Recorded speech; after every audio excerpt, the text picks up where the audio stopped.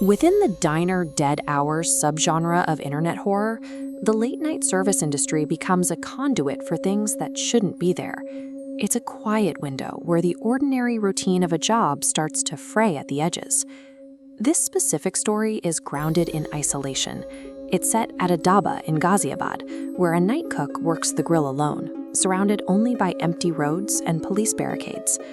The space itself is unremarkable. The cook isn't just preparing food. He is plating a specific, edible regret. The accuracy is surgically precise. The first ticket is for an extra spicy veg biryani. It is the meal a young man was eating the moment he cheated on his girlfriend, served back to him while he cries over every bite. The next night, it's aloo paratha and curd. This was the last meal an older woman shared with her son before she kicked him out of the house. She eats it in a silence that fills the entire room. Through these first shifts, the cook remains a detached observer. He is safe behind his prep station, watching these tragedies unfold from the shadows of the kitchen. The pass-through window functions as a psychological shield, maintaining a hard boundary between the two. The repetition of the shift feels predictable. As long as the tickets are for strangers, the horror is a spectacle the cook can watch without ever having to participate in. At 3:12 a.m., that predictability vanishes. The kitchen bell rings for a single order, and the printer spits out a receipt with a different urgency. The order is hyper-specific: paneer butter masala, extra butter, and a cold coffee. But this time, the ticket isn't for a customer at the window. It is designated for the cook.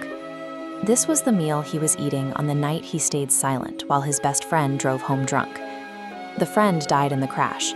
The cook was left with the memory of the food and the silence.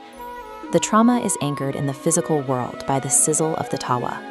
The butter melts over the paneer, in the exact same pattern it did years ago, pulling the memory out of the past and onto the counter. The shift has pivoted.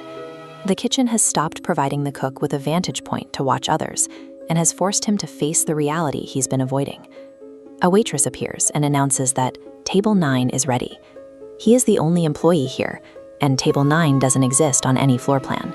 The dhaba is no longer a functioning restaurant, but a customized trap funneling the cook toward a single point of confrontation. As the boundary between kitchen and dining room dissolves, the building's architecture shifts, leaving him only one place to go: Booth 9. He is presented with an impossible choice. To leave, he must finish the plate, but finishing it means reliving the visceral impact of the crash that killed his friend. Time doesn't move forward in this space. His hunger is growing, and the smell of melting butter fills the room, making the choice inevitable.